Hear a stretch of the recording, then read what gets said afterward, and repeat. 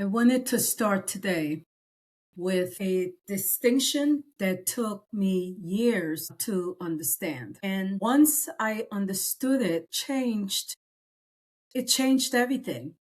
It changed everything about how I approached my own healing.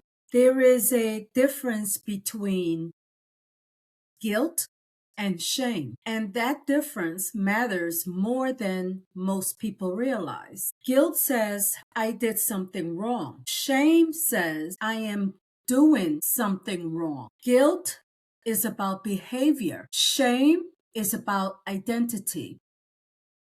And whilst guilt can actually be a healthy signal that leads to correction and growth, shame is almost never productive. It does not lead you towards healing. It leads you away from it. It leads you into hiding, into performing, into a lifetime of trying to prove that you are not what shame has told you you are. My name is Dr. Grace. I am a registered nurse of over 30 years. I'm an educator. I'm a keynote speaker. I'm a ministry leader. And I'm an author of Beyond the Shadows, The Light Within, and its accompanying workbook is Time to Shine. And today, on Reclaiming the Light Within, we are going into one of the deepest and most misunderstood shadows a person can carry. Shame, what it is, how it works, and how you could get free from it. This episode is for anyone who has ever felt fundamentally flawed. Anyone who has achieved at high levels and still felt like a fraud underneath it all. Anyone who has served, led, and poured into others was quietly believing that they were not quite worthy of the same grace they were giving away. This particular one is for you. The difference between guilt and shame and why it matters. Let me go a little deeper on that distinction, because I think it is one of the most practically important things that I could teach today on this topic. Guilt is transactional. Something happened. A decision was made. A boundary was crossed. And the feeling of guilt points you back to that event, that particular event. And it says, address this, make it right, grow from it. In that sense, guilt has a purpose, right? It is a signal. Shame is not transactional. Shame is fundamental. It does not point to something you did. It points to something you believe you are. And because it is rooted in identity rather than behavior, it cannot be resolved by simply doing better. You can achieve more, serve more, and produce more, and shame will follow every single accomplishment with the same quiet whisper. But you are still not enough. You are still fundamentally flawed. If they really knew you, they would not celebrate you. This is what shame tells you, all those things. The whisper is exhausting. And it is a lie, a flat out lie. Let's look at Romans chapter 8, verse 1, which says, there is therefore no condemnation for those who are in Christ Jesus. I want you to sit with that word now, not after you clean yourself up, not after you have maintained a certain standard for long enough. Now, as you are, where you are, shame cannot coexist with that truth. But shame is persistent, and it has usually had years, sometimes decades of practice speaking into your life, right? Before you ever learn to challenge it. Let's challenge that shame that's been speaking to you for years or for decades. How shame operates in silence? Here is what makes sense. Here is what makes shame practically destructive. It operates almost entirely in silence and secrecy. John 8, chapter 8, verse 32 says, the truth will set you free. Shame's primary weapon is the exact opposite of truth. It is secrecy. It survives in the dark. It loses power when it is brought into the light and spoken out loud to a safe person. But shame continues to tell you that speaking it out loud is dangerous. That if you name what you carry, people will confirm what shame has been telling you all along. So what happens? So you stay quiet. You continue to perform.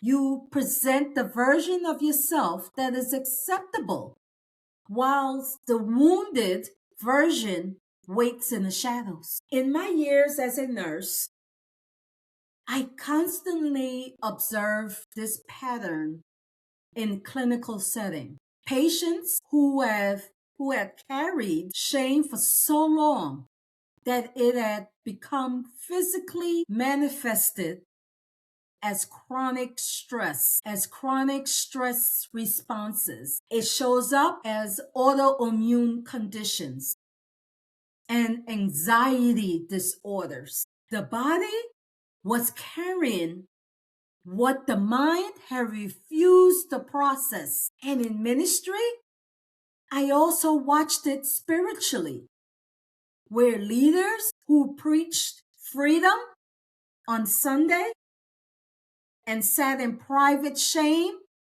on Monday, who built platforms on grace whilst privately believing grace did not fully extend to them. Shame in silence grows. Shame spoken into the right space begins to lose its grip. That is not just spiritual wisdom.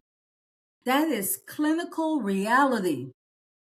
The research on shame resilience, and the work of vulnerability in healing consistently shows that shame cannot survive being named, owned, and met with empathy, not judgment. Empathy. Let's continue. Shame. Let's look at shame in leadership now. Shame in leadership and high achievers and the pathway to freedom. I want to speak to that.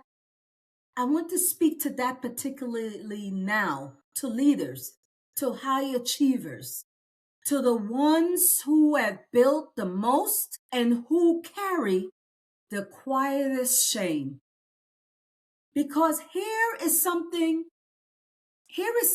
I have observed in both clinically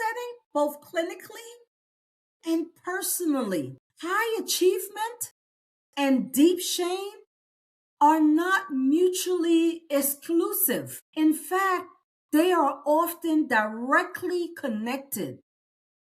Many of the most accomplished people I have encountered build their achievements in direct response to shame. And if the next degree, the next title, the next platform would finally silence the voice that said they were not enough, it never does.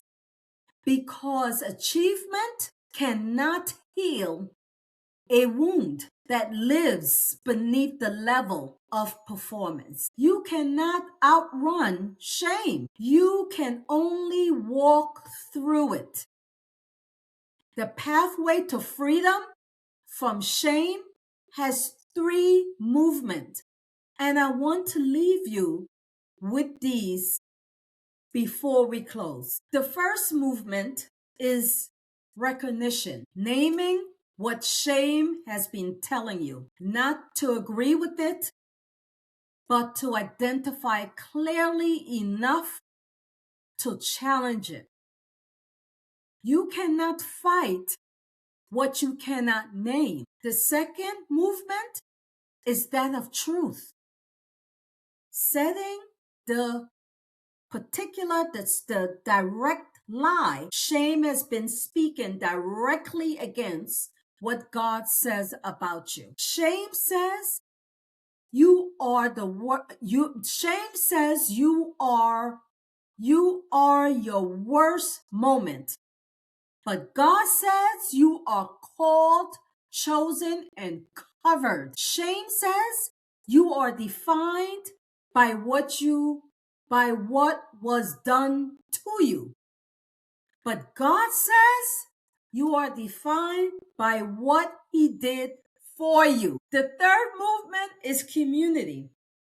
Finding at least one safe relationship where the thing you have been hiding can be spoken out loud and met with grace rather than judgment. Healing rarely happens in complete isolation. We were designed for witness, for someone to hear our story and say, "Me too." You are not alone. And you are not what shame said you were. My book, Beyond the Shadows, The Light Within, walks through all 3 of these movements in depth. The link is in the description. But right now, let us close with prayer. Bow your heads, clear whatever thoughts you have right now. Devote this time, this moment, to prayer. Open your heart. Eternal Father, I am bringing, Father, every person watching this before you right now. Every person who has been carrying shame quietly. Every person who has achieved and served and led whilst privately believing that they were somehow less than the grace they were given away. Father, I am asking you to do what only you can do. Break the agreement with the lie. Speak louder than shame has spoken. Let the truth of the scripture we read, Romans chapter 8, verse 1, enter not just in their minds, but in the deepest part of their identity. That there is no condemnation, that they are not at their worst moment, that your grace is not reserved for the people who have it all together. It is for the broken. It is for the hidden. It is for the ones watching this right now who needed to hear every word of this today. Set them free in Jesus' name. Amen. And if I thank you for being here on Reclaiming the Light Within. If this episode spoke to you, please share it. If this episode has spoke to you, please share it, because someone in your circle is carrying the exact weight today, and they need this. They need this conversation. Someone needs it. Subscribe to my channel. Leave a comment below telling me, share with me what resonated, and I will see you in this next episode of Reclaiming the Light Within. Thank you for joining me.